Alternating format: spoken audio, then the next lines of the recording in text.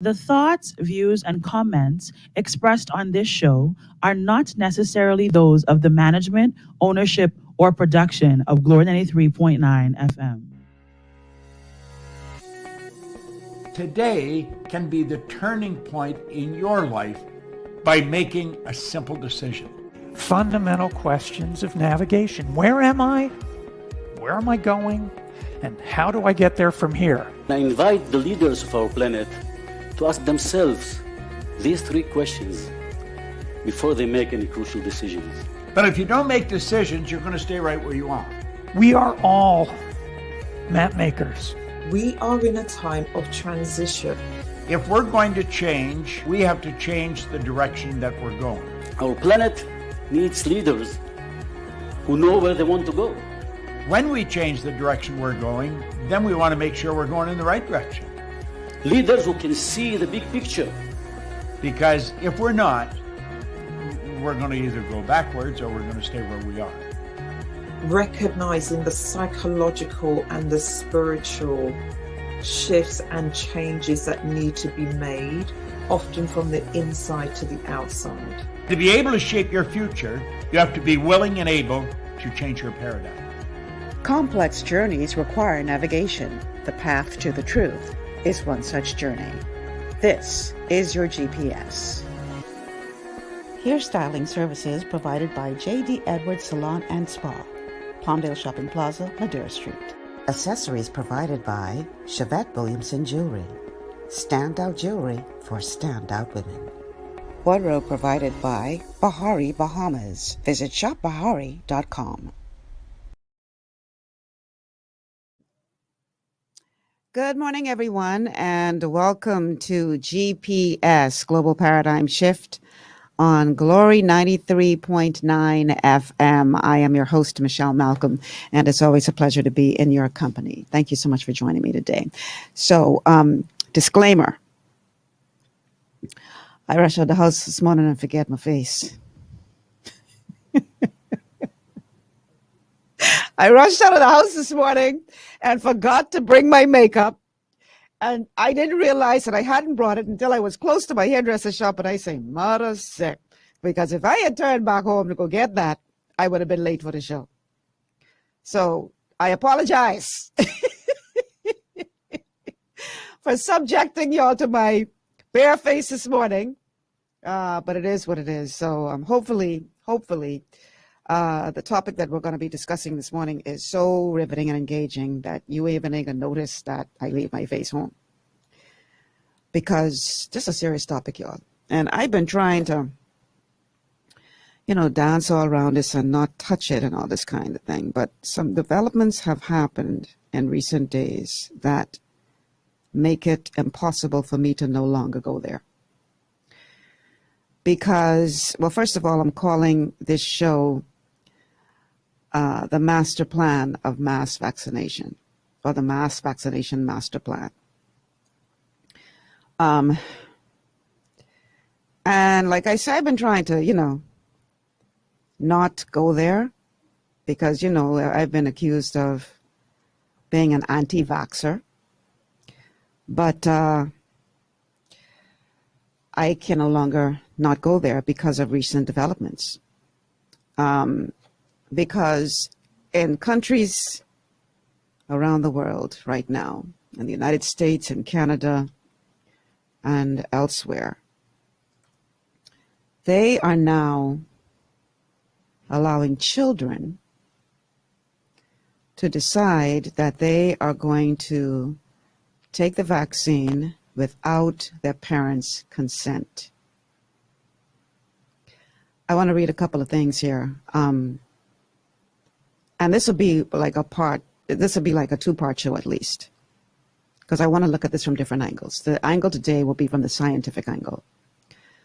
But I want to read something to you. This is from the United States. It says the FDA and CDC have expanded use of the COVID-19 Pfizer vaccine for children ages 12 and up. Once thorough testing has demonstrated that the vaccines are safe and effective for kids under 12, COVID-19 vaccines may also be authorized by the FDA for administration to younger children. This may take time to happen. First, the FDA and the CDC must determine that testing results show the vaccines are safe and effective in younger children. Some of the vaccine manufacturers have already begun recruiting for clinical trials and testing children under 12. I saw one report where a baby at 6 months was a part of this trial, a 6-month-old baby. The manufacturers will evaluate safety and efficacy in younger age groups, and data from those studies will direct experts' recommendations on COVID-19 vaccine use in younger children. That's in the U.S. This now from the BBC. Some countries are cracking on. The U.S. has already immunized around 600,000 children aged between 12 and 15 and expects to have enough safety data to go even younger next year. There is a scientific question. This is from the BBC I'm reading now. Will vaccinating children save lives? Which is complex as the answer may vary from country to country. There is also a moral and ethical dimension if doses destined for children would save more lives if they were given to health workers and vulnerable adults in other countries. It goes on to say that the risk of COVID in children is very low. One argument for not vaccinating children against COVID is they get relatively little benefit from it. Fortunately, one of the few good things about this pandemic is children are very rarely seriously affected by this infection, said Professor Adam Finn, who sits on the UK's Joint Committee on Vaccination and Immunization. Infections in children are nearly always mild or asymptomatic, which is a sharp contrast to older age groups who have been prioritized by vaccination campaigns. A study across 7 countries, published in The Lancet, estimated that fewer than 2 out of every million children died with COVID during this pandemic. Even children with medical conditions that would raise the dangers of a COVID infection in adults are not being vaccinated in the UK at the moment. Only those at very high risk of exposure or serious outcomes, which would include older children with severe disabilities in residential care, are recommended to be vaccinated. The vaccines are incredibly safe, but the risk and the benefits still have to be carefully weighed. Now, this from Gavi, the Global Alliance for Vaccines.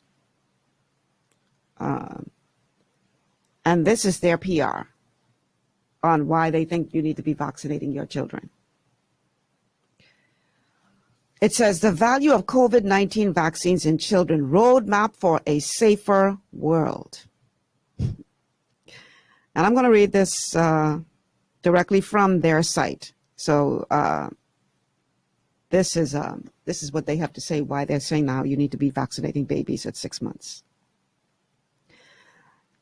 To make the world safe from COVID-19, we need everyone vaccinated, including children, to get back to normality. We also need vaccinated adults, ongoing safety measures, safe reopening of schools, access to all recommended vaccines, and importantly, a rigorous pathway to identifying truly safe COVID-19 vaccines for children. A year after this once-in-a-century pandemic, the world is a changed place. The global devastation wrought by the pandemic seemed relentless, and the collateral damage on children is likely to reverberate for years to come. Yet, as a result of extraordinary global collaboration and determination, COVID-19 vaccines arrived less than a year after the discovery of the virus, a near miracle that is providing much-needed hope for an end to the acute phase of the pandemic. What is needed more than ever is adherence to the COVAX principles of widening access and vaccinating adults as quickly as possible to ensure equity. Childhood is one of the most vulnerable periods for falling seriously ill, This is a period when protection is most needed, and thus children have traditionally been the primary recipient of vaccines. A natural question that is looming: should we start vaccinating our children against COVID-19? Consider that children under the age of 18 years form a large proportion of the population, 24% in the US, 32% globally. Ensuring protection for a group that constitutes a quarter of the total population seems essential as we progress towards pandemic control. Protection is urgently needed when the disease risk is high. When the disease risk is high. When the disease risk is high. Yet for children, there is relatively low risk of disease. This is what Gavi's saying now. Although they account for 1 in 9 SARS-CoV-2 infections, they constitute only 2% of all hospitalizations. Most infections in children are mild and they recover fully.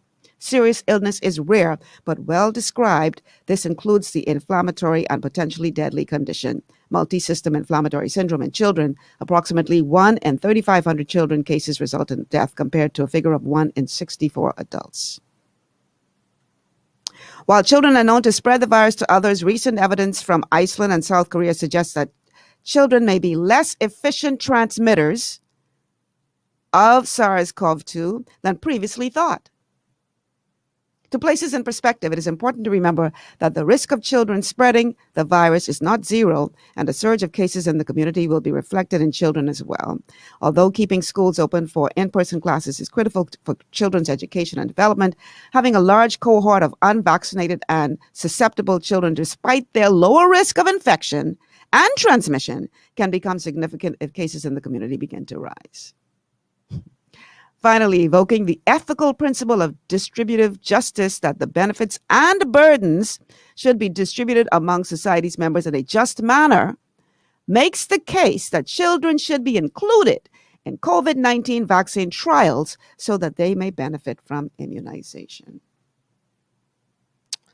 So, we see in places like Canada, where children are allegedly being bribed with ice cream to take the vaccine without their parents' consent or knowledge. Come take this vaccine, baby. You want some ice cream? What's your favorite flavor?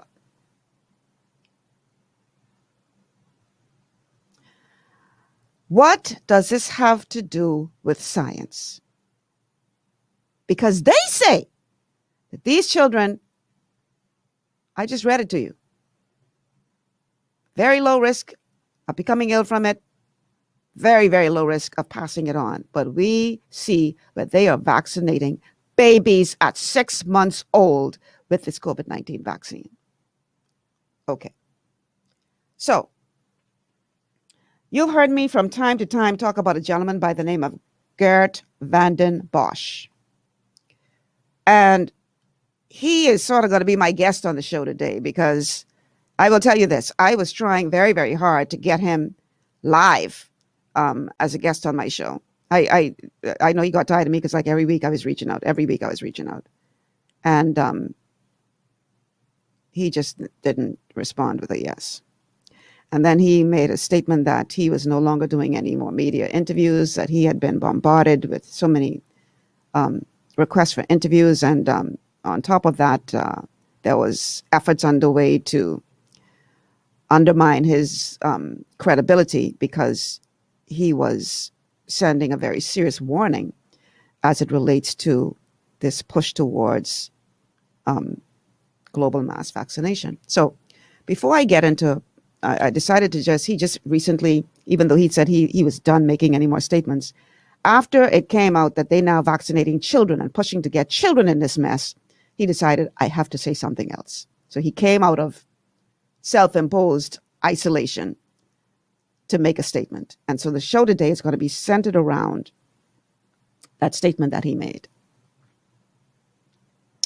So let me just start by giving you his background so you could understand that this ain't some wacky anti-vaxxer, because that's the first thing what people like to say whenever you say anything. Oh, you're just an anti-vaxxer. But I'm going to read this man's brief bio so you could understand who he is. just in case you've never heard of it. Geert Vanden Bossche received his DVM from the University of Ghent, Belgium, and his PhD degree in virology from the University of Hohenheim, Germany. He held adjunct faculty appointments at universities in Belgium and Germany. After his career in academia, Geert joined several vaccine companies, GSK Biologicals, Novartis Vaccines, Solvay Biologicals, to serve various roles in vaccine R&D, as well as in late vaccine development. Geert then moved on to join the Bill and Melinda Gates Foundation's Global Health Discovery Team in Seattle, USA. As senior program officer, he then worked with the Global Alliance for Vaccines and Immunization, Gavi, which I just quoted, in Geneva as senior Ebola program manager. At Gavi, he tracked efforts to develop an Ebola vaccine. He also represented Gavi in fora with other partners, including the World Health Organization, WHO, to review progress on the fight against Ebola and to build plans for global pandemic preparedness. Back in 2015, Geert scrutinized and questioned the safety of the Ebola vaccine that was used in ring vaccination trials conducted by the World Health Organization in Guinea. His critical scientific analysis and report on the data published by the WHO in The Lancet in 2015 was sent to all international health and regulatory authorities involved in the Ebola vaccination program. After working for Gavi, Geert joined the German Center for Infectious Research in Cologne as head of the Vaccine Development Office. He is at present primarily serving as a biotech vaccine consultant while also conducting his own research on natural killer cell-based vaccines. I thought it was important to read that because you have to understand who this is who is saying what you will hear on this show today. This is a man who helped to create vaccines. And nobody could be further from being an anti-vaxxer than this man. But yet he is sending a very serious warning. And we are going to listen to his logic of the science of what he believes is a catastrophe waiting to happen because of this push to global mass vaccination. So I want you to listen because he's going to break it down as best he can in a manner that we all could understand. He's going to explain why, in the midst of a pandemic, the push to a mass vaccination campaign is a mistake. So, he recently stated, like I said, that he would no longer be posting videos, he would no longer be doing interviews, and that his interpretation of the current situation was that there was little response or appetite of health authorities to listen to the warnings. In other words, they ain't listening. So I wasted my time saying these things because nobody's listening. And that they would have no choice but to wait and see how the situation unfolds, right? But now that there is seemingly a decision taken to also enroll youngsters and children in the COVID-19 mass vaccination campaign, he has changed his mind and said he feels obligated to speak out and do this last video because this is simply unacceptable, his words, and it is just going to make the situation much worse. So he asked the question, where does this idea of including children come from?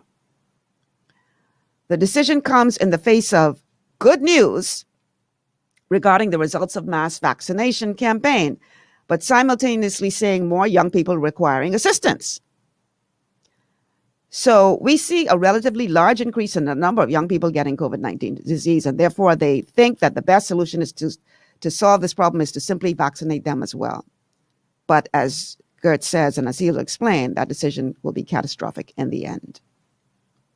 So he likens this whole push towards mass vaccinations, now including children, without fully examining the potential fallout of that as being mesmerized by the tip of an iceberg and not realizing what lurks in the water beneath. Let's go to clip number 1, please.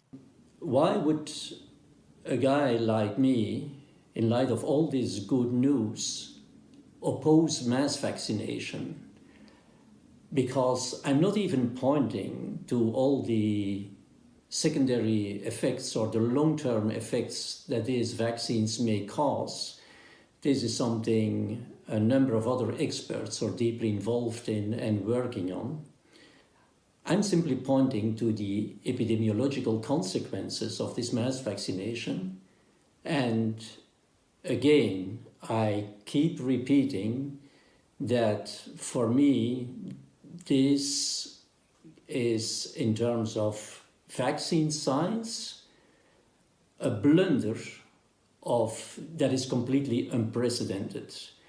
And I can, of course, understand that this situation is very confusing to people. On one hand side, hearing all this good news in the media, and as I was saying, I will come back to this, about the success of these mass vaccination campaigns.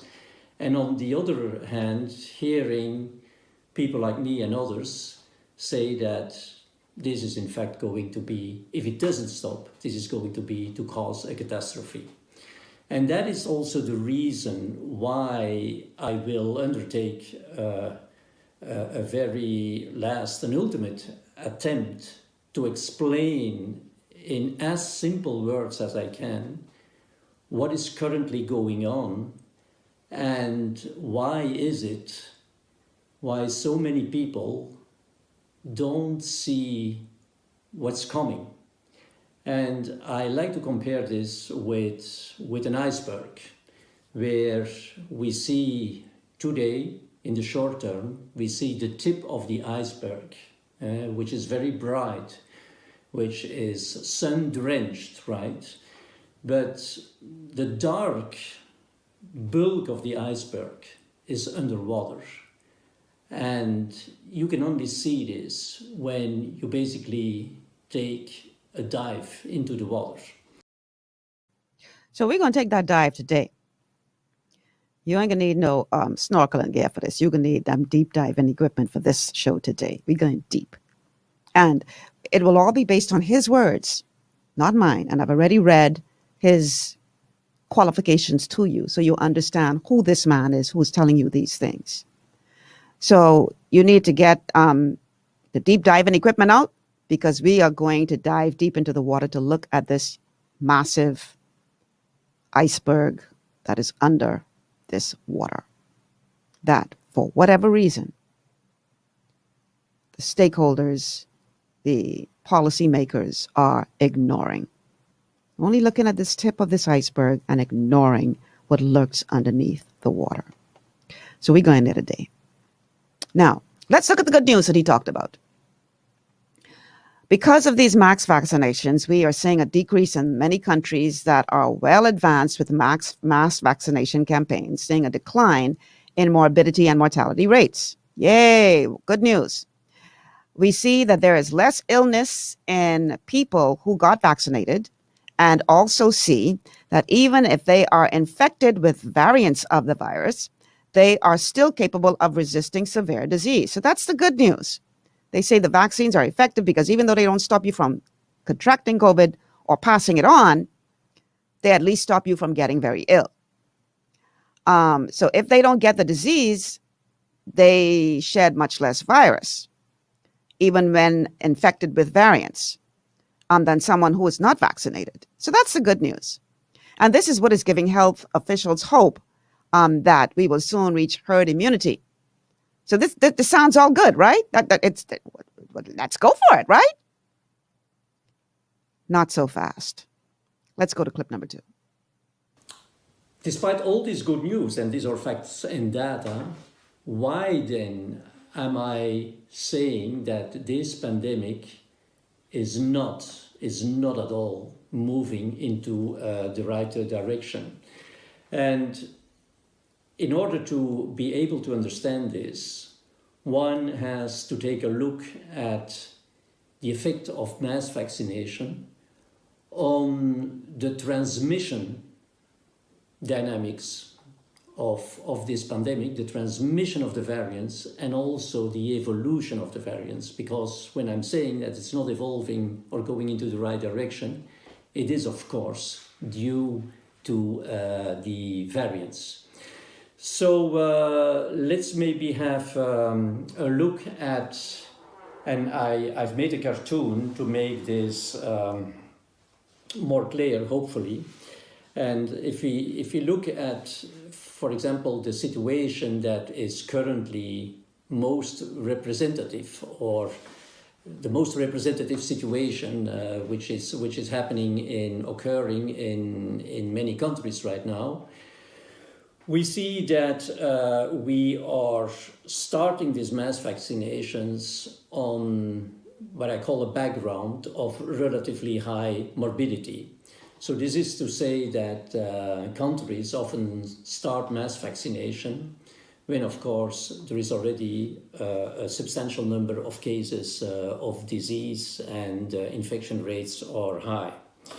So what is then happening is very clearly the following.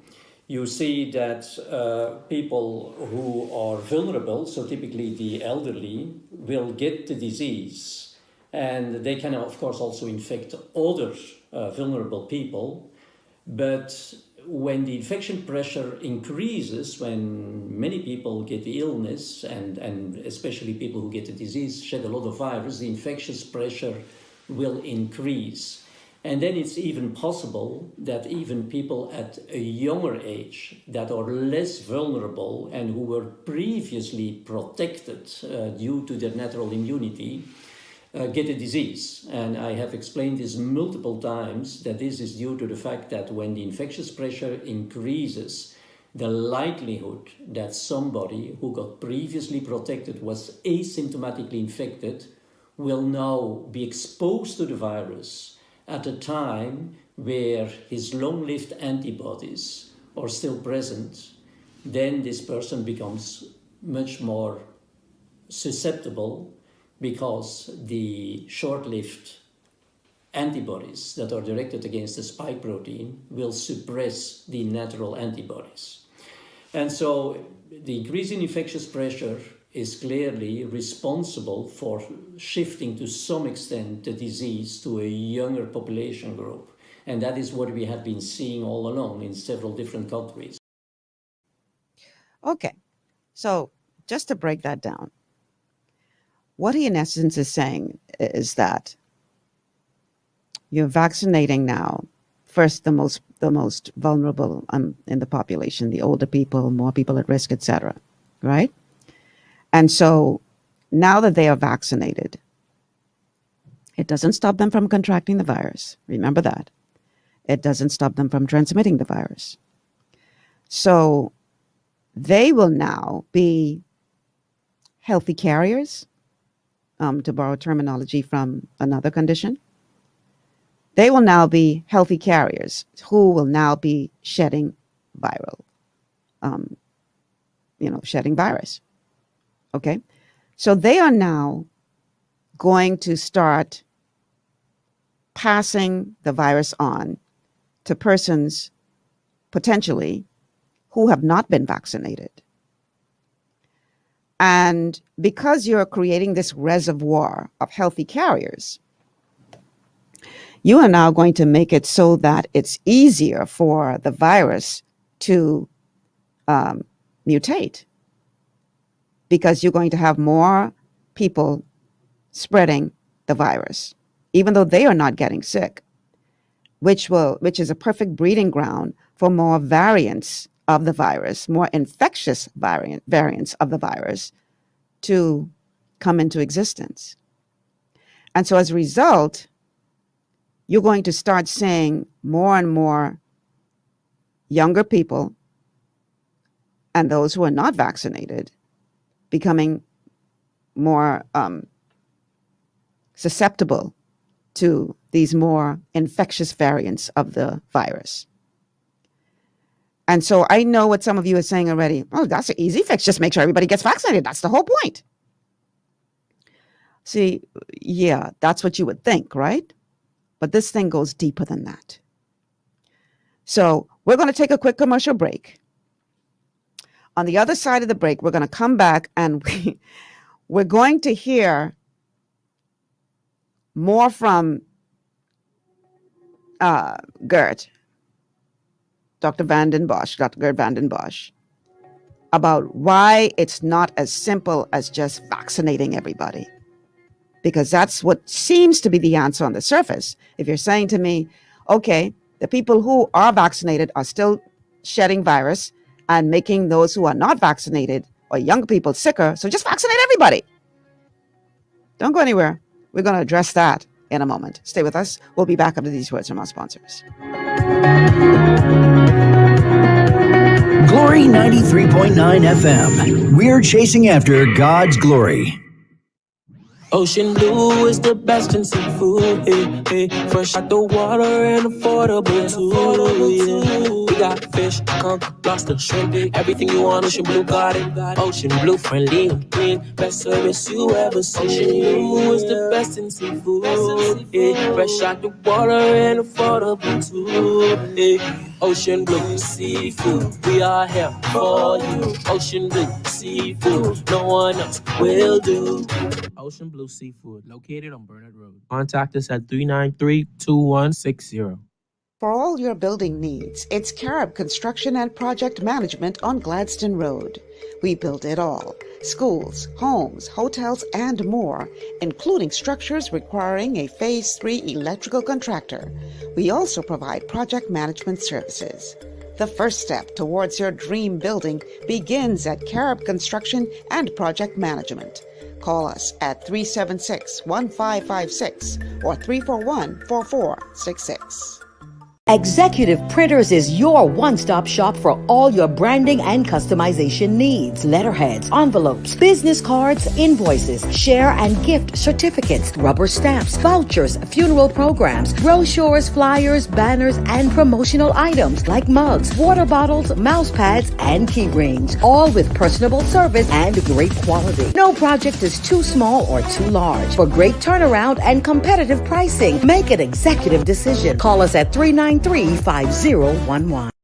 At Lee Air, safety is our number one priority.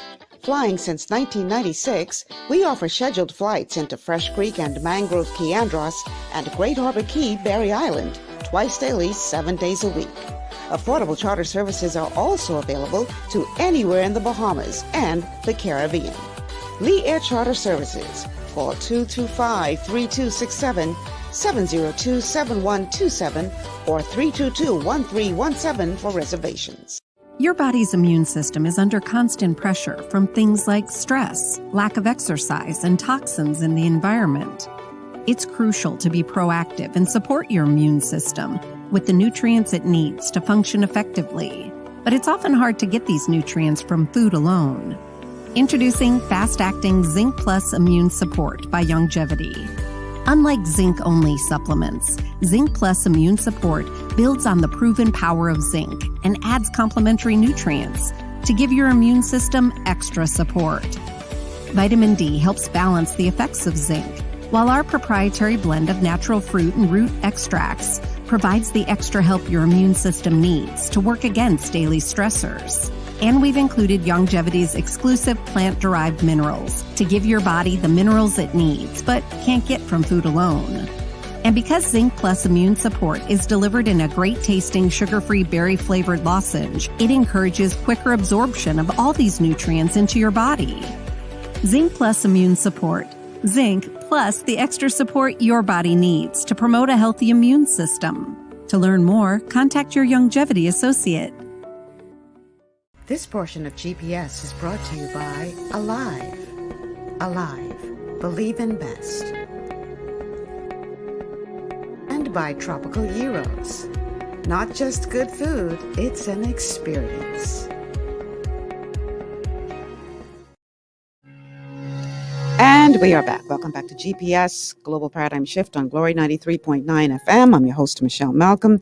Today we're looking at the Mass Vaccination Master Plan, because this is a master plan, people. There's a reason for all of this happening. It's not just happening.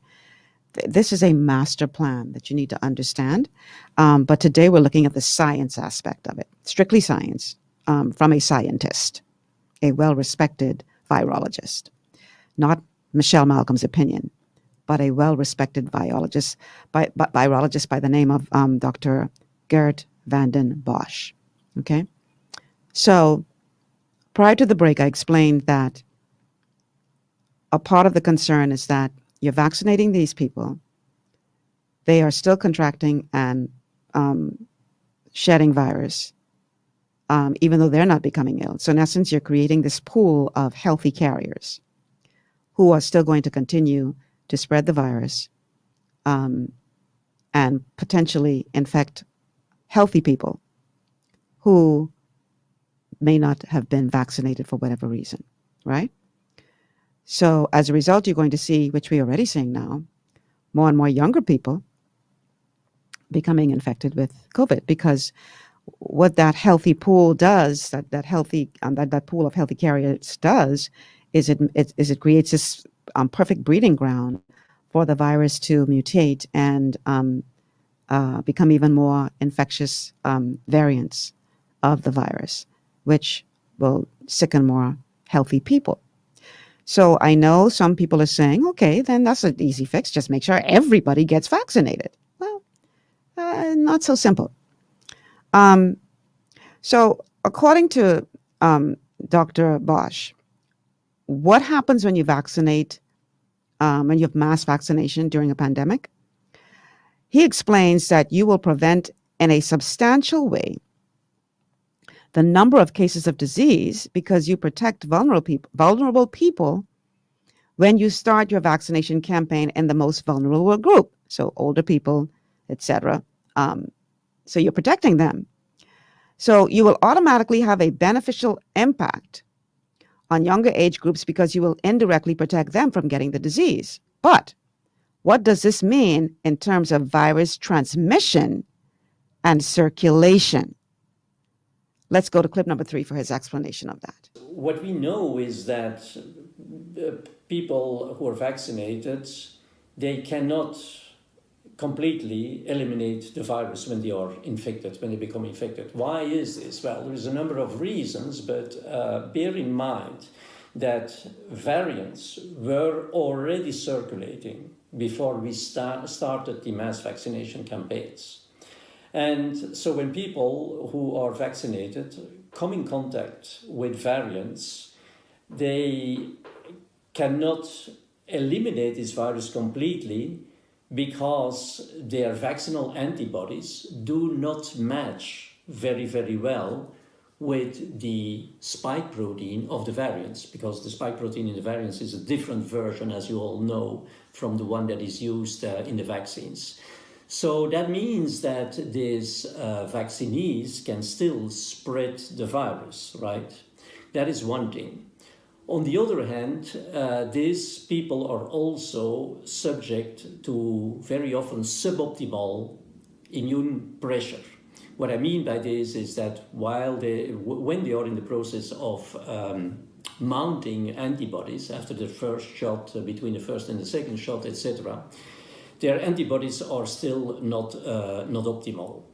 And so when you combine all these factors, the low infectious pressure or the lowest infectious pressure due to mass vaccination, combined with the fact that the asymptomatically infected vaccinees can still spread the virus, and this combined with suboptimal immune pressures, this makes, in fact, of vaccinees a kind of reservoir where the virus can circulate and where variants that have mutations that enable them to become more infectious, that enable the variant to become more infectious, will have a competitive advantage. So this is to say that these mutations will allow more infectious variants to dominate in the population simply because they are going to be able to reproduce more effectively under these conditions than the wild strain. So this means that you are generating a kind of breeding ground, and that will expand the more you vaccinate, the more this breeding ground that consists of asymptomatically infected vaccinees will expand. And so will evolve the infectiousness of those variants. So now, when variants become more infectious and when more infectious variants become dominant in the population, you will, of course, almost per definition, increase the infectious pressure. And when you increase the infectious pressure, you are facing again the same situation as before, namely that the people who are completely healthy and were not vaccinated, they will now have higher chance of getting reinfected while they are still having suboptimal antibodies that suppress their natural antibodies. So in other words, if the infectious pressure increases, the likelihood that somebody who is not vaccinated becomes now more susceptible to the disease. Okay.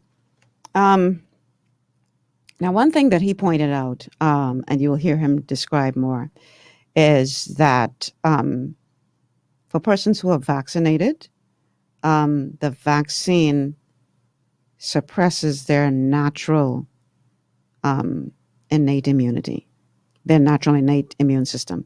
And that is important for what we will touch on a little later on in the show, because he's going to explain how that factor is going to contribute to what he's describing as a potential catastrophe moving forward. Let me read a couple of your comments and then we will continue hearing from Dr. Bosch. Let's see. Princess says, Mr. Bosch sounded the alarm long time, but the international persons paid no attention to him. He is to be commended for standing up for humanity despite the odds. Sylvie says, good morning. Would really appreciate hearing more about persons who have the antibodies, such as myself. Made a commitment to continue to test every 2 months to ensure I continue to test positive for the antibodies. Just keep listening. Keep listening, Sylvie. Oh, boy, I tell you. So, it was not previously the case, because if the variant circulates, it was not previously the case that vaccinated persons may breed them and bring them into a higher level of infectiousness.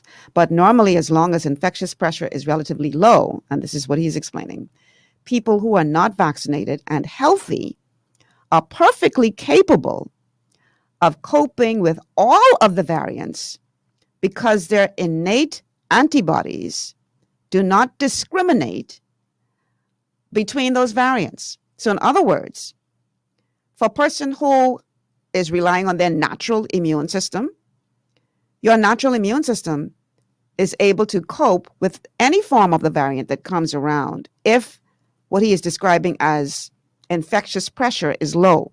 In other words, if there's not so much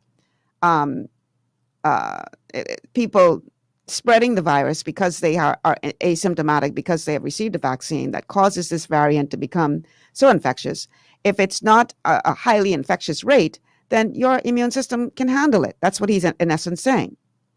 But the disadvantage of natural antibodies is that they cannot cope with a high viral load. So when infectious pressure increases, which he is saying will happen when we are mass vaccinating in the midst of a pandemic, that becomes a problem for the non-vaccinated. So as a result, you will see, this is according to Dr. Bosch, you will see increased morbidity in non-vaccinated people. Now, again, I know what you're saying. Well, then just simply go get a vaccine. But not so fast. It's not that simple. Let's go to the next clip. what you gain on one hand side, the protection of, for example, the elderly and the diminished number of cases of mortality and morbidity, you will lose this advantage when the vaccination campaigns are advancing and when the vaccine coverage rate increases, because you will now start to generate more infectious variants, or you will, infectious variants that existed already, you will promote their propagation because you're generating conditions that are just fantastic for these most infectious variants. And by doing so, you increase the morbidity and the mortality in the non-vaccinated people. So what you gain on one hand side, you're losing it on the other hand side.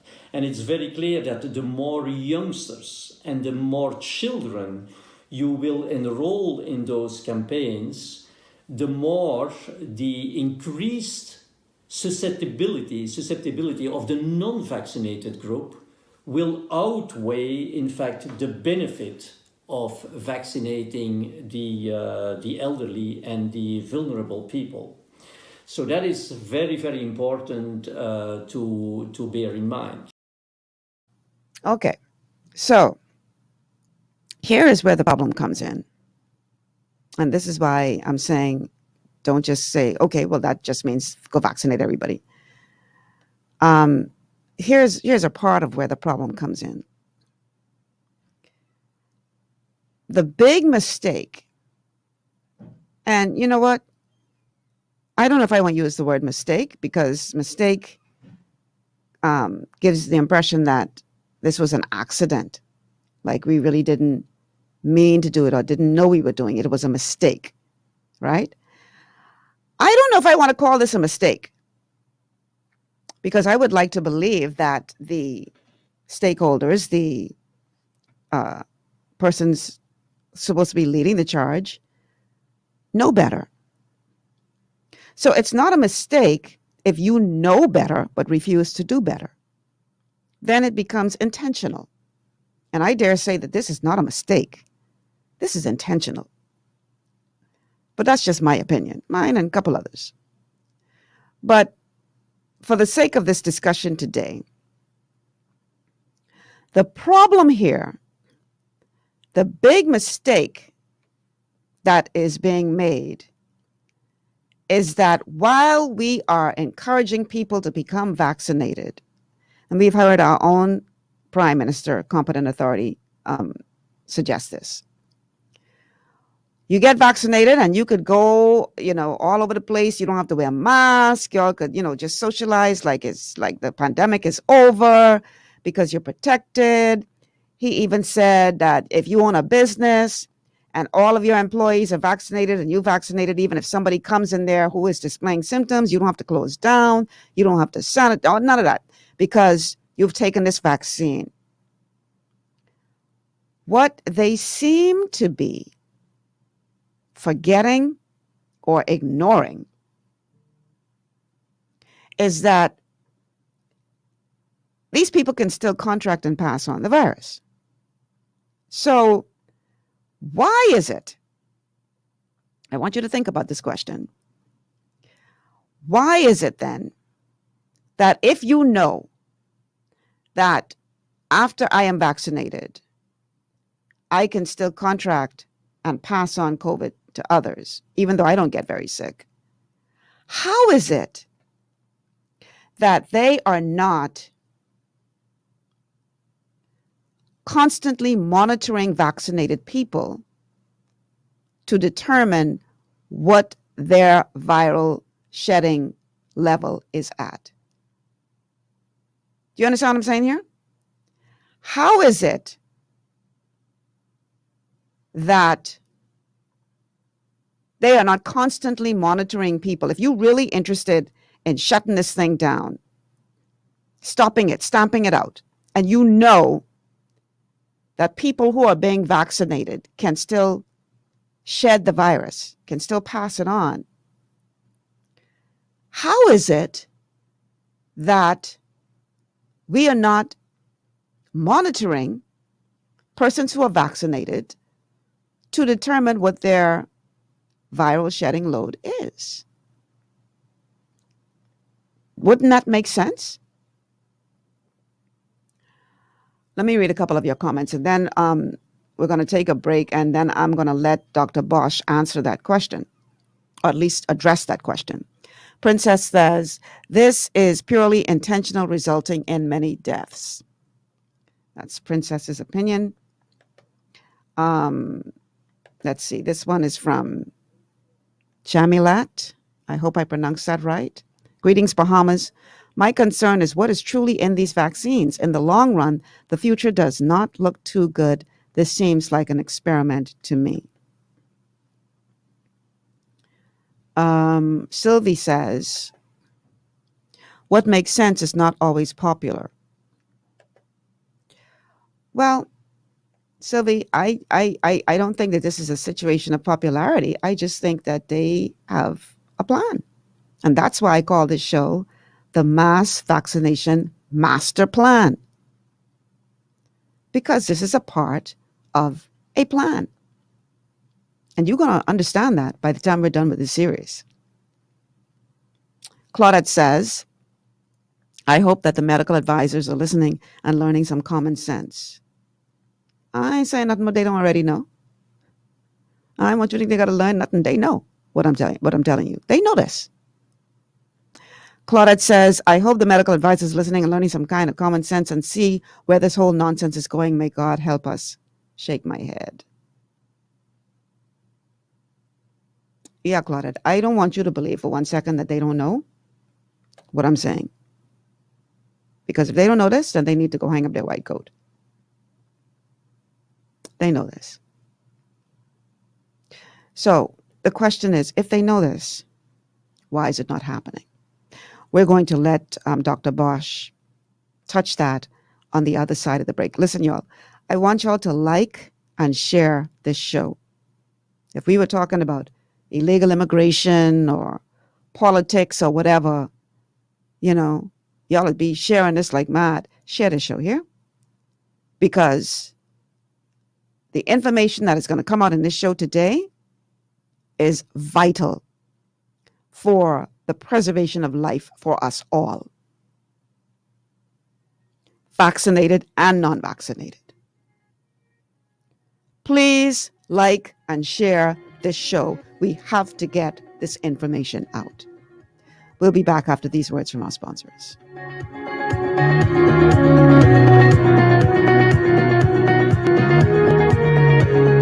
Located on Carmichael Road, Divine Designs Hair Boutique is a haven for women and men looking for professional beauty services. Our state-of-the-art and contemporary equipment creates a relaxing ambiance for you to enjoy while we cater to you. Need a hairstylist?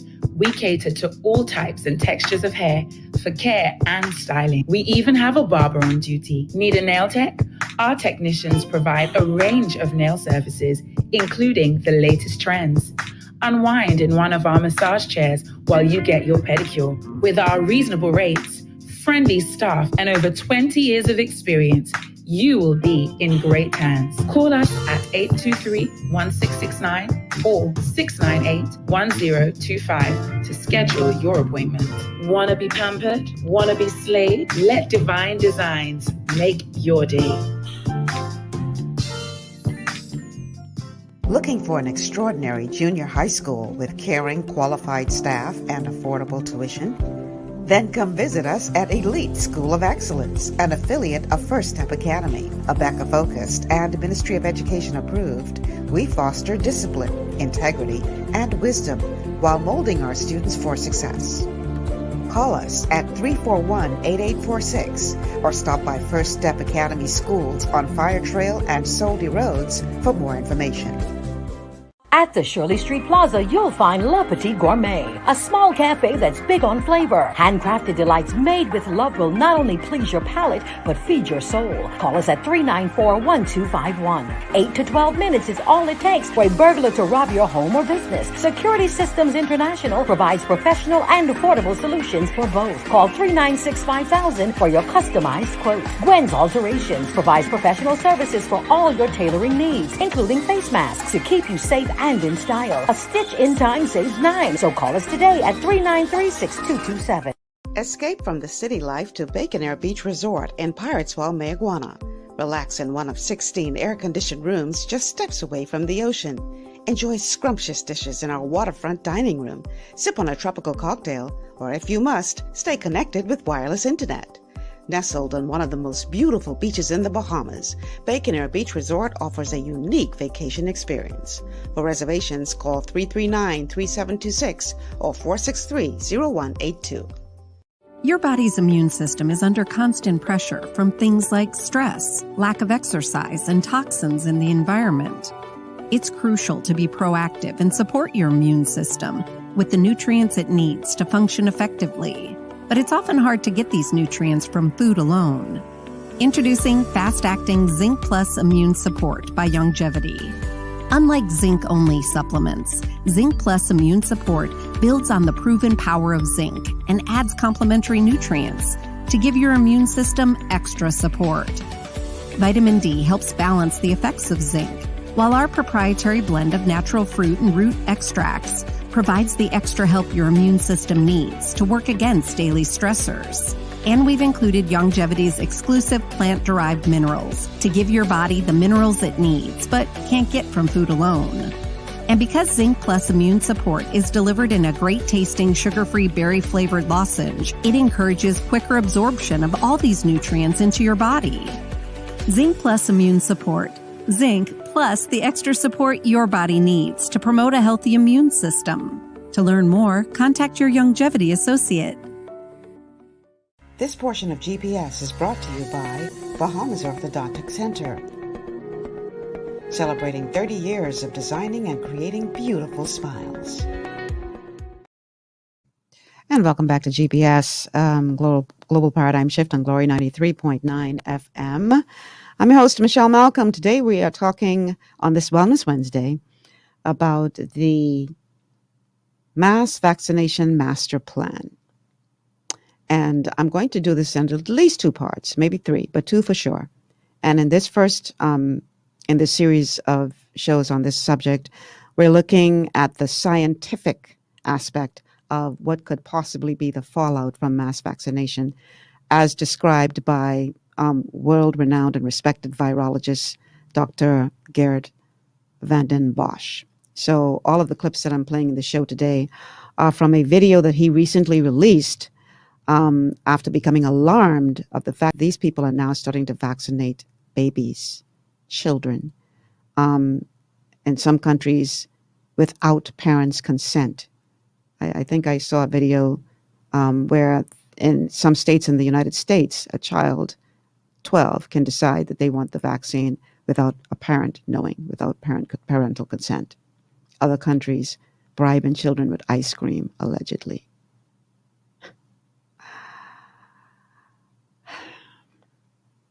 So yeah, we have to understand that this is all by design. This is not just happening. And as we go through this, like I said today, I'm only dealing with the scientific side of it, just the science. And then in future shows, we're going to look at what is behind all of this. Why is this really happening? First, let me read a couple of your comments, and then we will go back to Dr. Bosch's most recent statement with regard to the dangers of mass vaccination during a pandemic. Let's see, Anastasia says, I remember the doctor who spoke last week said a truthful fact, people do not want to be disciplined in their way of living. Okay. Romel says, the vaccine is thing yet to come. What? Gates in 1994. Okay.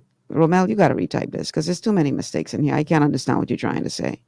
And use punctuation, please, so I can understand what you're trying to say, Romel. Okay, take your time, type it. We ain't going nowhere. We got a whole hour to go. So retype that, please, and so it can make sense. Anastasia says, and they would rather be vaccinated in spite of the lasting effect. Well, just keep listening. Keep listening. Ruth says, Great show, important information and clarification on a very confusing and stressful topic. It is very confusing. It is very confusing. And people who should be taking the time to explain this are not. They want to keep you confused and ignorant and just take the vaccine. Just listen to us and take the vaccine. You don't have to think. You don't have to make it make sense. You just do what we say to do. This comment is from Smith. Smith says, "Blessed be the Most High God. Elders, speak up yourself. Blessing and greetings, my brothers and sisters. The Tuskegee Civilist Study National History Day 2014. This respect the doctor's Hippocratic oath.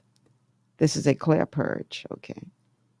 And one more comment, this one from Jamilat. Jamilat, you need to tell us where you're listening from. In some states, they have lotteries and other incentives to get people to take the job. I have seen that as well. I have seen that.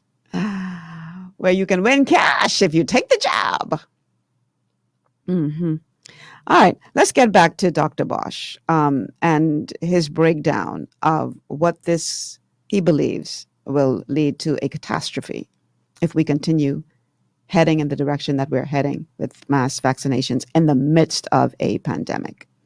So he is explaining in this next clip that it is a very big mistake to ignore viral shedding amongst the vaccinated. Remember, we said that people who become vaccinated, this vaccine, unlike vaccines before, for other conditions, this doesn't stop you from getting that condition.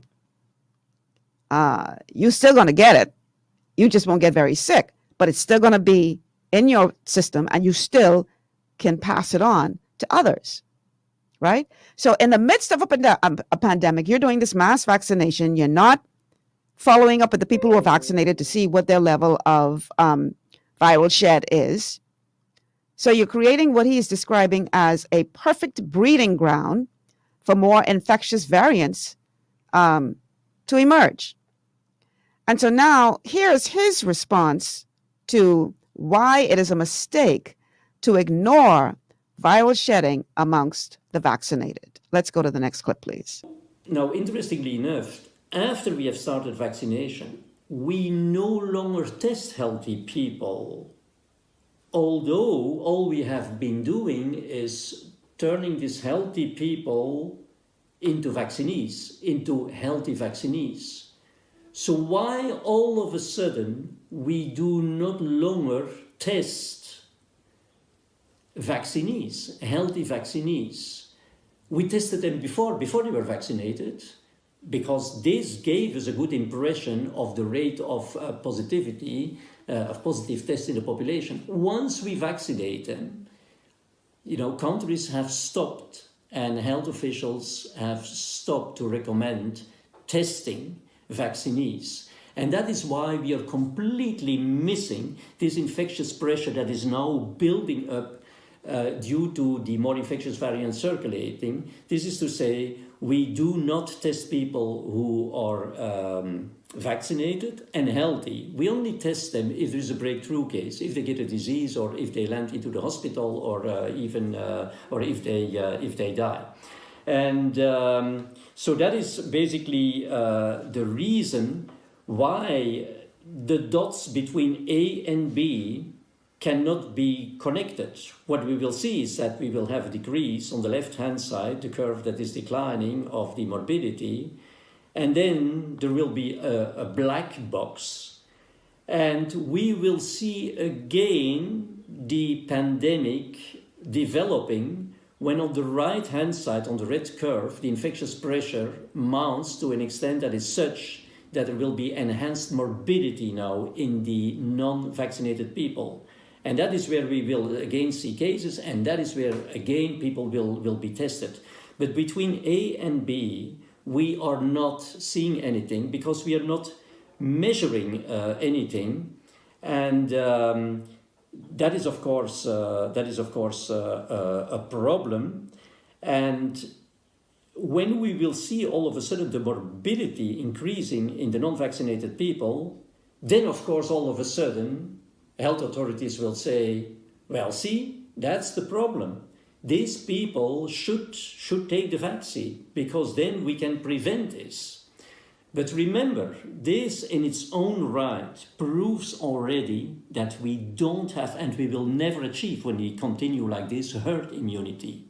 Because this is exactly the opposite of what herd immunity is supposed to be. Herd immunity means that the more you vaccinate people, the more you protect those that are not vaccinated, because you should diminish viral excretion and viral shedding.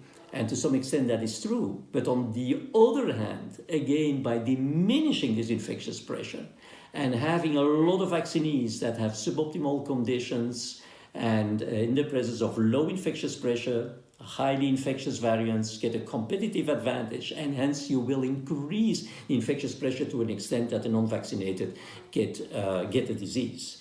So this is a very, very important evolution to understand, and it already illustrates that the enhanced vaccination is not going to lead to herd immunity. Y'all understand what Aman just said? I thought it was important for y'all to hear it from his mouth, not mine, because he is an expert in the field of immunology. This man has worked for the Bill and Melinda Gates Foundation. He's worked for Gavi. He's helped to develop vaccines, and he's not an anti-vaxxer. He still is a proponent of vaccines, just he's saying not these ones, because these ain't stopping nothing as it relates to the spread of the virus. So, in essence, what he is saying is that by doing what you are doing, mass vaccination in the midst of a pandemic, you are doing exactly the opposite of what you say you're trying to do, which is to achieve herd immunity. That's serious. That is very serious. And again, I can still hear some of you out there saying, I still don't hear a reason why it just doesn't make sense to vaccinate everybody. Keep listening. It's coming. You are going to see in short order how by pushing out this mass vaccination move in the midst of an active pandemic is going to get to the point where nobody will be protected. We're going to get to that within this show. Let me read a couple of your comments. And I would love to hear from you guys.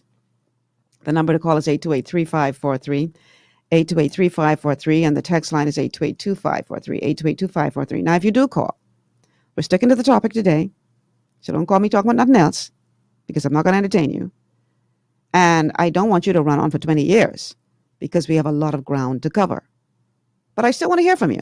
So give us a call. 828-3543 is the number to call. 828-3543 is the number to call. And 828-2543 is the text line. 828-2543.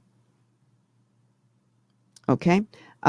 Princess says, it's only confusing because we took vaccines all our lives. This is why people are taking it, not realizing that this is not a vaccine, but an experimental mRNA gene therapy that interferes with our God-given immune perfect system. Also, once you take this therapy, there's no turning back, and your life is shortened. Well, there are some who would argue that it's not gene therapy. It doesn't affect your genes, all this kind of stuff. But it is concerning when we get to the point where, even though we admit that children are not at any great risk for this, whether it be from the point of view of catching it or passing it on, but yet we vaccinating them as young as 6 months, and some trials now going on in the United States. 6 months old. Now, you may argue, well, Michelle, I don't understand what you're making a big deal of that, because babies get vaccinated all the time. Yeah, they do, but not with this vaccine. And the vaccines that babies have been, immunized with, even though some argue that even they cause serious side effects, they have been, on the market a lot longer than these vaccines that are now being used for emergency use, which, by the way, two of the manufacturers in the United States are now pushing that it be removed from emergency use, taken off the emergency use shelf and put on the shelf of now safe for all use, because they ain't looking further enough down the road. So, as Dr. Bosch pointed out, yes, initially we're saying this good news. And you take the vaccine, it decreases your chance of becoming ill. It causes a huge drop in persons becoming ill as a result of contracting COVID. But at the same time, nobody is paying attention to the viral shedding of the people who have been vaccinated. Oh, you got your vaccine. Let's go hang out. You ain't got to wear no mask. Y'all can come in the restaurant and sit down and eat and talk up in each other's face. And everything is wonderful and dandy. And, and encourage your employees to become vaccinated. And yeah. But ain't nobody measuring the viral spread from these healthy carriers that you have now created, because they still spreading this thing. So, why do we need to be concerned about that? You just heard Dr. Bosch say in the last clip that, in essence, what you're doing is creating the opposite of herd immunity. And what he goes on to explain is the faster the vaccine coverage grows, the faster the decline in morbidity rate will be. So we are creating the perfect breeding ground, as you would have heard him mention before, for variants, because due to the false sense of security from this vaccine, we are now relaxing containment measures. You heard it right here from our very own Prime Minister. Once you get this vaccine, everybody could be around each other, and we ain't got to worry about wearing masks and all this kind of stuff. And, as long as you and your staff vaccinated, even if somebody walk in there with COVID symptoms, you ain't got to worry about that. And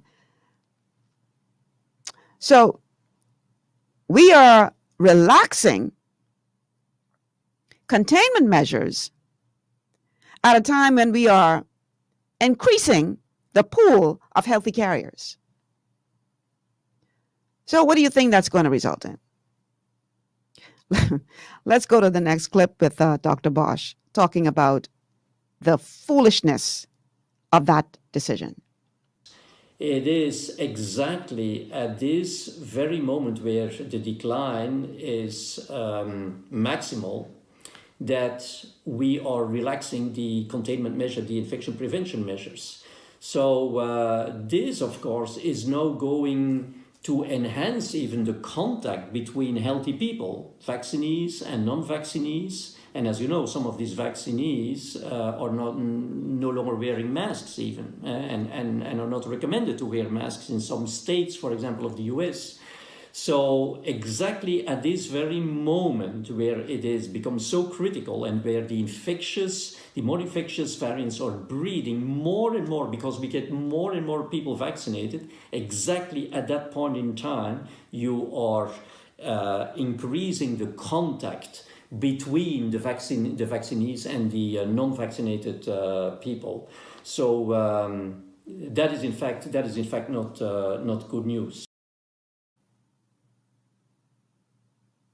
You heard it from the doctor's mouth. That is not good news.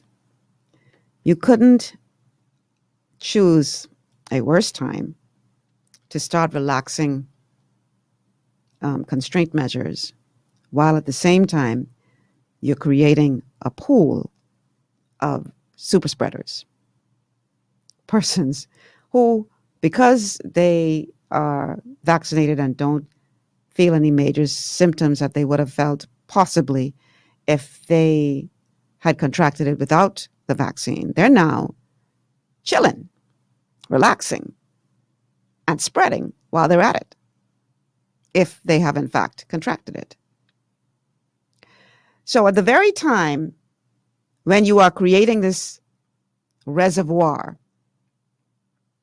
of healthy spreaders, you're telling these healthy spreaders, okay, you can stop the containment measures now. You can relax because you're good. So let's gather in this indoor restaurant and enjoy a meal, and you're good. We don't have to worry about that now. Them people who decide not to be vaccinated, they could go eat outside. But if you come into contact with one of them, chances are you could pass on that virus to them. And if it is a variant that is even more infectious, then you know what that's going to mean. So let me read a couple of your comments. Jamalat says, the non-vaccinated person is being targeted for non-compliance. Therefore, only those that are obedient will remain. Population control. We can talk more about the population control aspect in the second part of this show, part 2 of this show, which will be next week, Wednesday. Today, we just deal with science. Today, we're only dealing with science from the mouth of a well-respected virologist and gentleman who has helped to develop vaccines. So you can't call him an anti-vaxxer, much as you all like to label people with that. Anybody who speaks out against this is an anti-vaxxer. You can't call this man that. So Kenley says, what's better than experimenting on live rats? Live humans. The history of the inhumane medical practice of these folks bears witness. Live human experimenting. You are going to tell a 12-year-old that you can make a decision to take an injection without your parents' knowledge or consent. A 12-year-old. Now, y'all parents out there, tell me if y'all got a problem with that. Because what life-altering decision do you allow your 12-year-old to make on a daily basis? And how is it that a government can decide that as a parent, you have no right to say what happens to the health and well-being of your child? And of course, we know that if something were to happen as a result of that child taking the vaccine, well, dog eat his lunch or her lunch. And yours too. You can't sue nobody. They made that very clear. They have no liability. They're not even saying to these children, go dig up in your mummy closet and find your medical record and bring that when we vaccinate you. No. We ain't need the medical record. Just come and get this ice cream. You like strawberry? Come, boo. Come get the strawberry ice cream here, and we can stick this thing in your arm.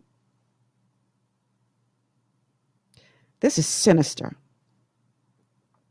It's sick and it's sinister. And if you can't see that something is going on here more than this is just all about science and medicine, then you ain't want to see it. It cannot be right that you are going to let a 12-year-old make that kind of decision without their parents' knowledge or consent. What is wrong with this picture? Especially when you yourself admit that these children ain't really at risk like that. Could it be that you know that by doing this mass vaccination in the middle of a pandemic, you are creating a pool of super spreaders who are going to possibly cause a variant to come forward that is so infectious that it will cause younger people to get sicker? Because we even here in the bomb have heard, we're now seeing that younger people are being infected by COVID and showing up at the hospital. I wonder why. All of a sudden, we're seeing younger people who really didn't have any reason to worry. I mean, well protected. But now all of a sudden we see younger people and children coming forward with this more infectious variant. Could it be that Dr. Bosch is right about the things that he has been trying to warn us about? And for whatever reason, the people aren't listening who are supposed to be responsible for this fight against COVID? Could it be? I'm going to read a comment. Gabriel says, Michelle, I watched OAN with Dan Bell's show last night when he had on this doctor saying young children and teenagers who got vaccinated will have heart problems, troubles. I leave a video on your page on Sunday night where you need to watch and listen what this fella said from Trinidad about the vaccine and how he's exposing this poison vaccine from deep within. I can't see any more than that. The message was too long. So Princess says, vaccination at the age of 12 without parental consent is a court case in the making. No, it ain't.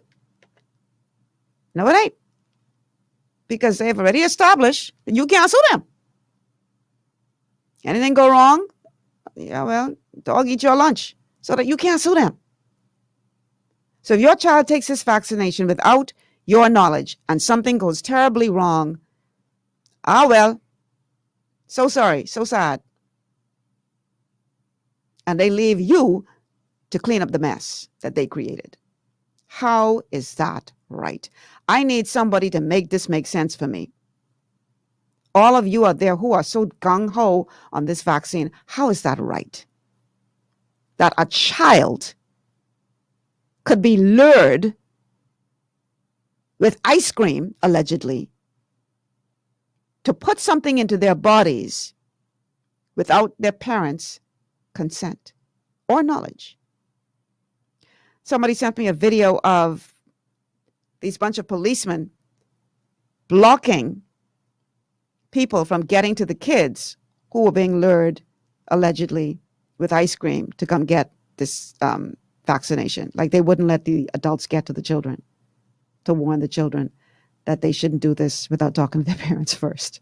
A whole line of police blocking these adults from getting to the children.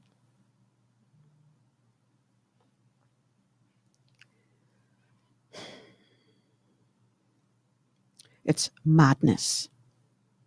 This is nothing short of madness. And you have to wonder what is really going on here. Because these medical experts have to know that people who are vaccinated are still able to pass this thing on. And if you're not monitoring their viral shed, the shed, then you have to know that you are creating the perfect storm for this virus to just have a party and mutate and become even more infectious. You have to know that. And if you don't know that, then for God's sake, go change your profession. Doctrine ain't for you if you don't know that. And this is why I say that this isn't a mistake. Because they have to know better. I don't believe that this is a mistake. So, somebody asked the question, where did it go? What do we do? I saw the question somebody asked, so I just can't find it right now. Here it is, Andrew.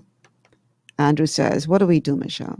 Well, on the other side of the break, Dr. Bosch is going to give some recommendations as to what he believes the solution is. We're going to talk about what he sees as a way out of this. Only problem is, Andrew, I do convince that anybody listening to what this man is saying. And unfortunately, if he's right, we are going to pay a very heavy price down the road.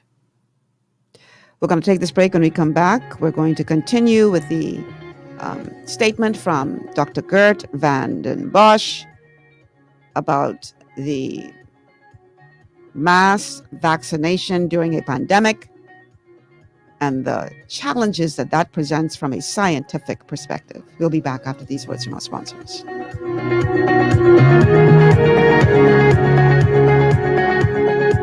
Listen to Glory 93.9 and 93.9 FM for the best mix of traditional, classic, country, contemporary, and Caribbean gospel in New Providence, Bahamas. Stop letting these other guys run you hot while looking for ice. No need to check the food store, the gas station, conveniently located around Nassau. Cooler Ice. So for just $3 US, you can get a bag of ice whenever you want, or refill your 5-gallon bottle for the same $3. The ice machine is closer than you know. Cooler Ice. With locations at Arawak Key, Potter's Key Dock, Montague Boat Ramp, Superwash locations at Prince Charles, Carmichael Road, Soldier Road, Charles Saunders Highway, and 3 new locations: Superwash Nassau Street, Wolf Road, and Gibbs Corner. Cooler Ice Bahamas, fresh and ready whenever you are. Understanding your microbiome, also known as your gut ecosystem, can change everything you thought you knew about nutrition, digestion, immunity, and metabolism. Keeping your gut ecosystem healthy and balanced is essential. Ultimate Microbiome by Longevity was specifically formulated to optimize this ecosystem. It provides the advanced support your gut needs through prebiotic, probiotic, and postbiotic supplementation. Our unique blend of probiotics includes Lactobacillus and Plantarum, healthy bacteria that can help prevent harmful bacteria from taking over your gut. Increasing your gut's population of beneficial bacteria creates a more balanced gut microbiome, which has been shown to aid in weight loss, skin health, sleep, mood, and may even help with seasonal allergies. Ultimate Microbiome also promotes the production of postbiotics. Postbiotics are key to help regulate your gastrointestinal health. To enhance digestion, Digizyme Multi-Enzyme Complex, a blend of 5 specific enzymes, has been added to Ultimate Microbiome. It can help break down food so your body can better absorb nutrients. Plus, we've added our proprietary I-26 Hyperimmune Egg Powder to aid in the elimination of disease-causing gut bacteria and help your body balance its immune response. Ultimate Microbiome, the scientific, proprietary, and holistic approach to gut health that helps optimize your body's entire gut ecosystem. To learn more, contact your Longevity associate. One of the things I love about the mailboat is their relationship with Bahamas Air. I can earn travel points on my international freight and redeem them when I fly. For me, online shopping is easy, with Mailboat's U.S. addresses and regular freight delivery to Nassau. Plus, I can always prepay customs and freight, and they always notify me when my package arrives. Yeah, a lot of people think the Mailboat is just for shipping, but they also offer a safe and secure storage facility at affordable rates, all in a central, convenient location. We also offer passenger service into Freeport multiple times per week with a seating capacity of over 450 persons. With family movies on large screens, one hot meal included, and on-board lounge for snacks and soft drinks. We're the Mailboat. We're bridging people, products, and places.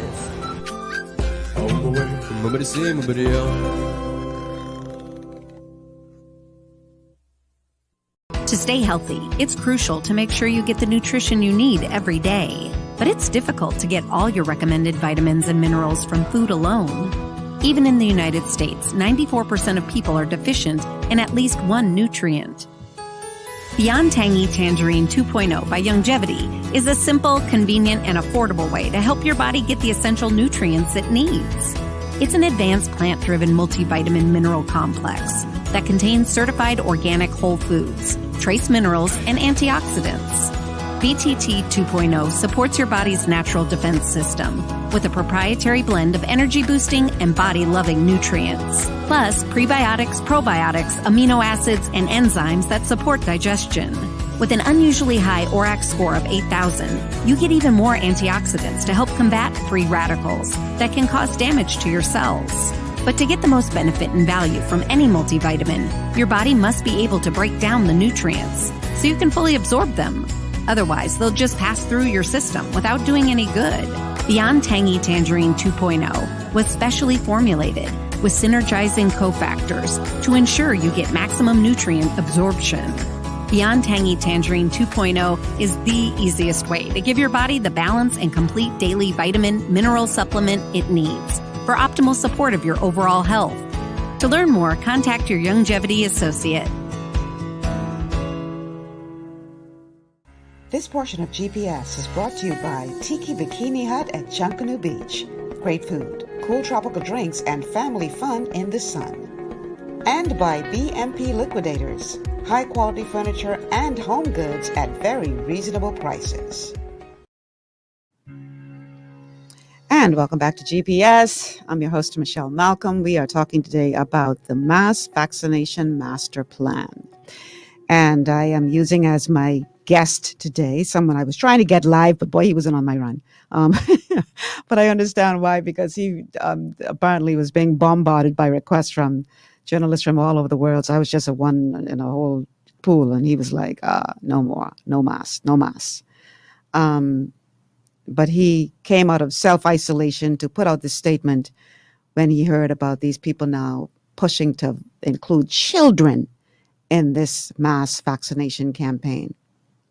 And, you know, I think it's important for us to take this look at this. And I wanted you to hear it from him because of the fact that he is so well respected, a virologist who has helped to create vaccines. But if you don't realize it yet, what is happening, I mean, let's face it, how many times have they changed the narrative on this vaccine, whether it be treatment or its origin? I mean, when people were saying that it came from a lab, it leaked from a lab in Wuhan, how many people were shut down off of social media for making those kinds of statements, how many posts were deleted, and now all of a sudden, Fauci and everybody else changed in their mouth, and they, you know, the narrative has changed, and now all of a sudden people saying, well, maybe that was true. They have been swinging back and forth on this pandemic like a pendulum. And it makes it very, very hard for you to trust and believe what they are saying. I have seen videos with doctors in the United States saying, quite frankly, at this point, I don't trust what the CDC has to say. Doctors! Because of their back and forth, wishy-washy approach. Today is A, tomorrow is B, the day after that is C. Unbelievable.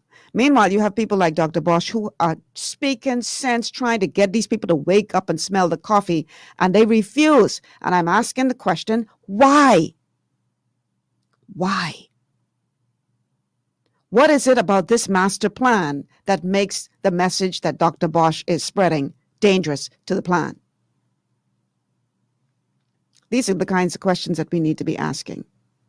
So Nina says, it seems to me that his issue is not with taking the vaccine, but how the restrictions are being relaxed prematurely. Governments are faced with people who want to get back to normalcy and severe economic challenges. So where do you strike the balance? Keep listening, Nina. Keep listening. Keep listening to what he has to say. Okay. Andrew says, Andrew, I understand this question. When will you and Adrian Francis add Patreon? What is Patreon? Huh? Social media. Oh, boy, I so behind 8 ball when it comes to social media. That's the first I ever hear about that. These people at the station got to do that. Guess what, y'all? I am severely handicapped when it comes to social media.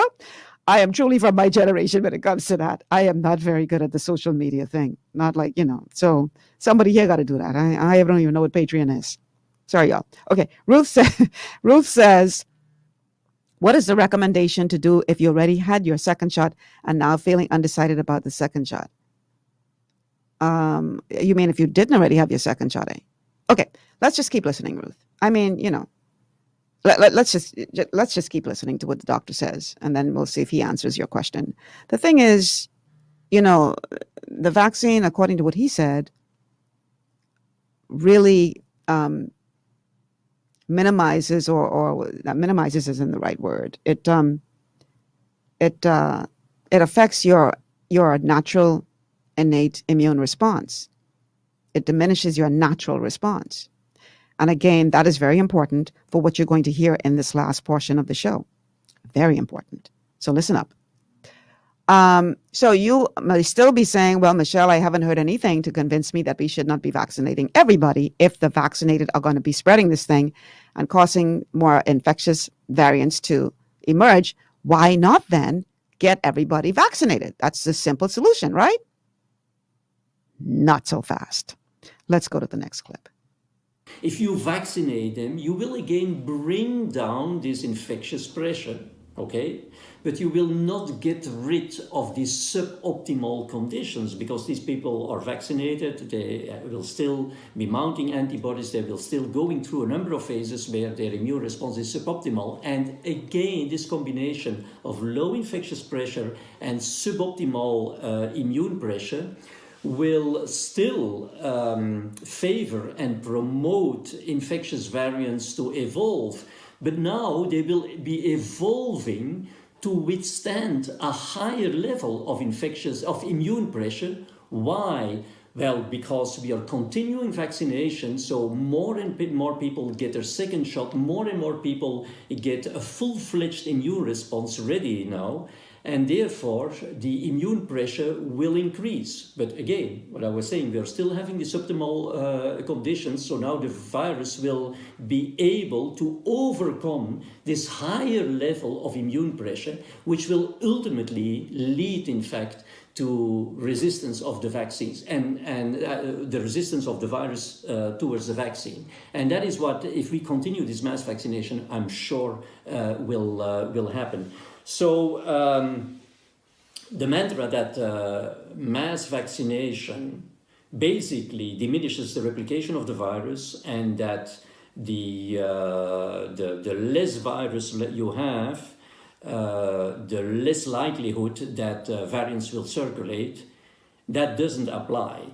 But of course, we will not be able to prove this, to demonstrate this, because, you know, officials and advising experts will continue to tell, well, we cannot control this viral replication, and therefore we have this huge explosion of variants. And the only way we will be able to prove them wrong is when we can, for God's sake, start to analyze viral shedding in the vaccinees, in the vaccinated people, and also do the sequencing of those viruses, because then and only then will we be able to see that the escape mutations that we see in the virus shed are not randomly selected, but they are first of all selected to be able to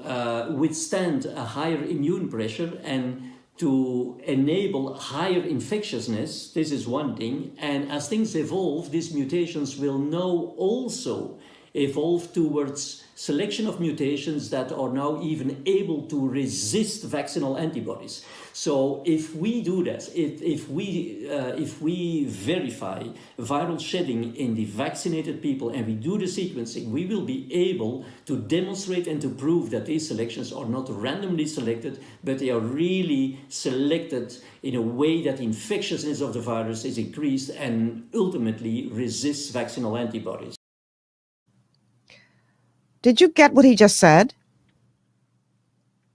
If we continue down this road, for all the reasons that he explained, you can't just say, well, just get everybody vaccinated and that'll be in the end. No, because then what will happen is you're going to get the virus that's going to mutate to the degree that it becomes resistant to the vaccine.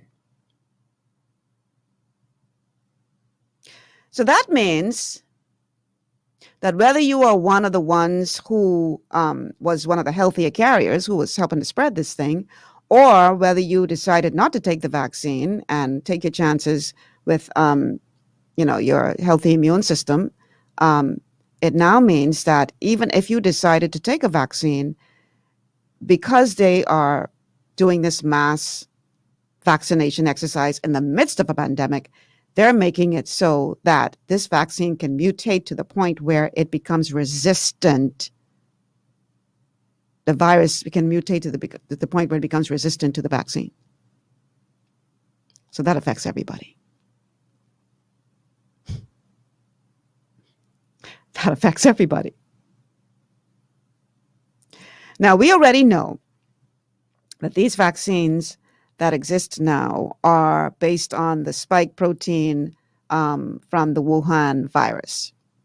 But what happens when the virus mutates and you get a version that is different from the one that came out of the Wuhan lab allegedly, then you have to get another booster shot or another vaccine to try and address the new strain that will be coming out. Just like how you have to take a flu vaccine every year because they have to try to guess which will be the strain that comes out. But if what Dr. Bosch is saying is true or correct, now you're looking at a situation where this thing can become resistant to those vaccines. You all understand what I'm saying here? You understand what he is saying? Because it's really what he is saying. I'm just delivering the message. So that does away with the argument of, well, if you take the vaccine and it makes you healthy, but you could pass it on, just get everybody vaccinated. But if you are not monitoring the viral shed, you are creating the perfect storm for a variant of this virus that will be resistant to vaccines. That's going to affect everybody. I want you all to let that sink in for a minute.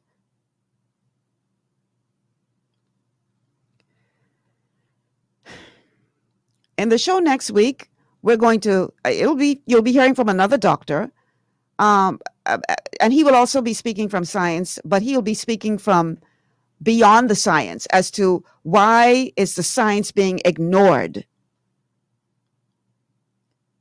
Why are they not doing exactly what Dr. Bosch is talking about? Why, if they know that these people can still pass on the virus, why are they not testing for viral shed? Why are they telling people it's okay for you to go without a mask? It's okay for you to stop social distancing. Just go hang out with your friends. It's all good because you're all vaccinated. It's all wonderful and good. Praise the Lord. Hallelujah. They have to know this. And if they know this, that bears the question, why are they doing this? And we're going to look at that aspect of this next week, Wednesday. Going to hear from another well-respected doctor who is asking questions.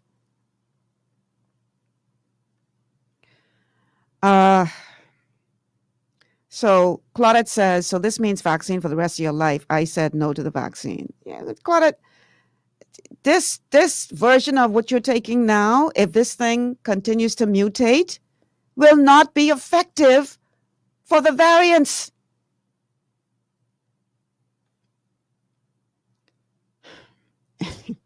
And I don't understand why they're not. Anyway, I think I do understand why. But that's next week's show. We're not going to talk about that today. That's next week's show. I want to stay focused on what we're talking about today. According to Dr. Bosch, immunizing younger people and children is scientifically completely wrong. I will repeat. Immunizing younger people and children is scientifically completely wrong. Now, this is from a virologist who helps to make vaccines. I read his bio at the beginning of the show. If you tuned in late, go to the beginning of the show or Google this man to find out who he is and how credible he is. According to him, immunizing younger people and children is scientifically completely wrong. And yet this is the push that we now see happening around the world. Only a matter of time before they start talking this foolishness here in the Bahamas. They're already pushing it in the U.S., they're pushing it in Canada, they're pushing it in Europe, and you know we like to follow fashion. So it's only a matter of time before they come to you, Delton, and say, we got to vaccinate your baby. Only a matter of time.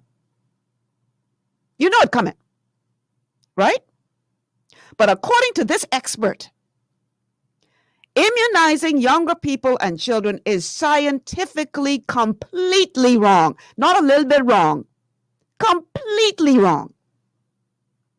He goes on to say, it's not going to help, but will enhance and expedite resistance to the vaccine. I will repeat. It's not going to help, but will enhance and expedite resistance to the vaccine. And when that occurs,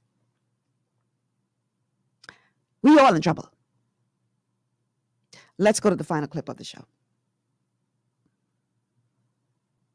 It's not a good situation for vaccinated people because their vaccinal antibodies will no longer work, but they will still suppress their innate antibodies. And then some people say, well, you know, there is this cellular immunity that is cross-protective, etc. No, because people who are vaccinated, they are not primed for this protective cellular responses. The vaccines do not induce cell-mediated immunity that is protective and that is capable of eliminating virus-infected cells. And the other group, the people who are not vaccinated, they will still be able to withstand all kinds of mutants, all kinds of variants, even with high infectiousness, provided the infectious pressure remains low. So these people will have to avoid contacts with, for example, vaccinees who will now be spreading the virus. And they can cope with different viral variants, but they will not be able to rely on cell-induced immunity either, because they have not been primed when they are asymptomatically infected. And second, they can only withstand the variants if they have low infectious pressure. People who will still be better off, may still be better off with those who got a natural infection. Because their immune system got fully primed, as well as the cell-mediated immunity.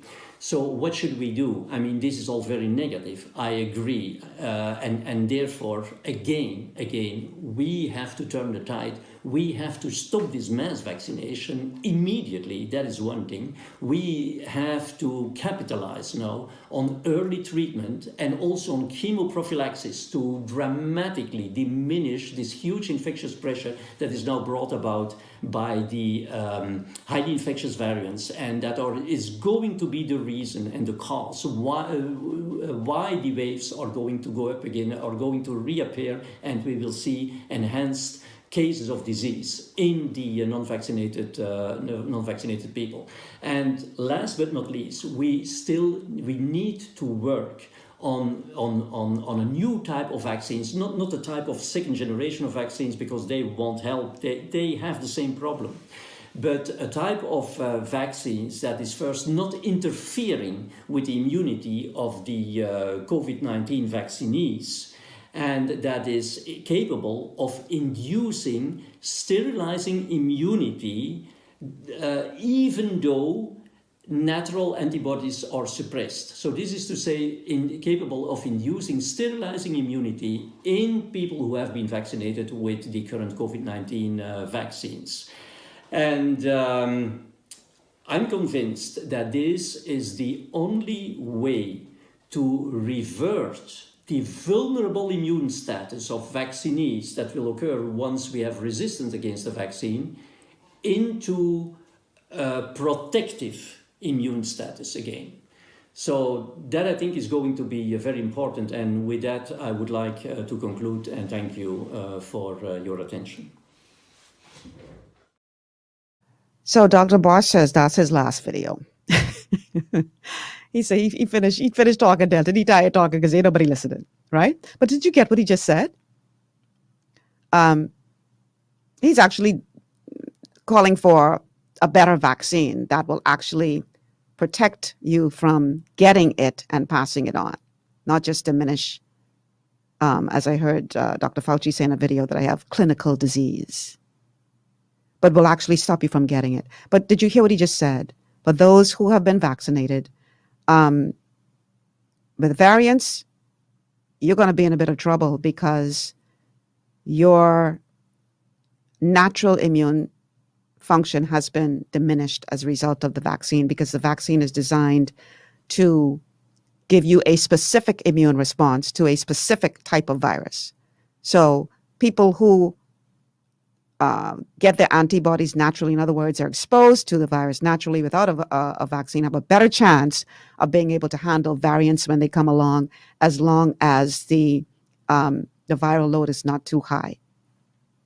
because our God-given immune systems are designed to respond to everything, not just one thing.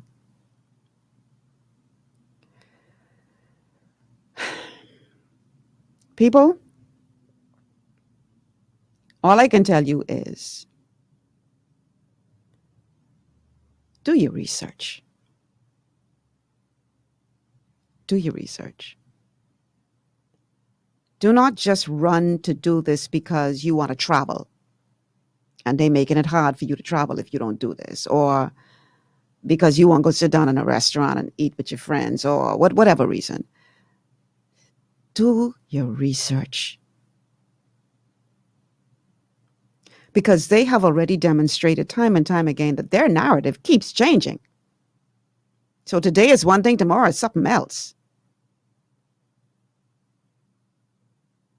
We have to be able to take responsibility for our own health. I am very alarmed that they are now allowing children with a bribe of ice cream to put something into their bodies that could affect them for the rest of their lives. In a negative way, possibly. Without parental consent. Those of you who have children, I want you to think about that. How would you feel if your child came home and say, Mommy, I had a vaccine today for COVID. And that ice cream that tastes good. Bahamian parents? Shoot, they gonna break down the whole COVID center. You do what? And the fact that they gotta bribe each year with ice cream tell you something is seriously wrong with this picture. This is not a mistake. This is a master plan. And on the show next week, Wednesday, do not miss that show. We are going to be shedding some light on this master plan, again, from the voice of a medical doctor, not from Michelle Malcolm, because, you all like to, label people, and I don't get labeled as an anti-vaxxer, and so anything would come out of my mouth. Yeah, that's a crazy anti-vaxxer again. We ain't listening to her. So you're going to be hearing from a medical doctor. And in the case today, you heard from a virologist. Next week, you're going to be hearing from a medical doctor who has been vaccinated and has vaccinated others and is now saying, hold up, something wrong with this picture.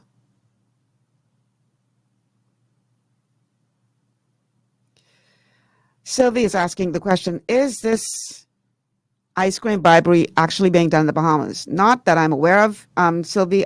We have not gotten to the place yet where we are talking about vaccinating our children. But what I am saying is that, we like to follow fashion. They say when America sneezes, we catch cold. It's being done in America that they're now vaccinating children. And in Canada, they're allegedly bribing children with ice cream to take the vaccine without their parents' consent, allegedly. So, it ain't long now before the competent authority, watch it, between him and Renwood Wells, they can come forward and talk about, children are now presenting more, and this means that we have to vaccinate children as well. Watch it. It coming. It coming. Mark my word, today is the 2nd day of June, 2021. I want y'all to write this down in your diary. So when they come with that, you say, gee, Michelle, tell us this was coming. Because guess what? From last year, I was telling y'all, you can soon have a problem where you can't go on your job without it. And the people at the other station was calling me in the office telling me, you can't be saying those kinds of things on the air. You're scaring people. But what we see happening now? What we see happening now? The same thing what I was saying was going to happen is happening right now. In this country. Where they threatening your job if you don't go take this vaccine. But they was telling me I can't be saying them things on the air. Final comment of the day from Claudette. Claudette says, wake up, people. How can they vaccinate children, babies, without parental consent? Something is definitely wrong.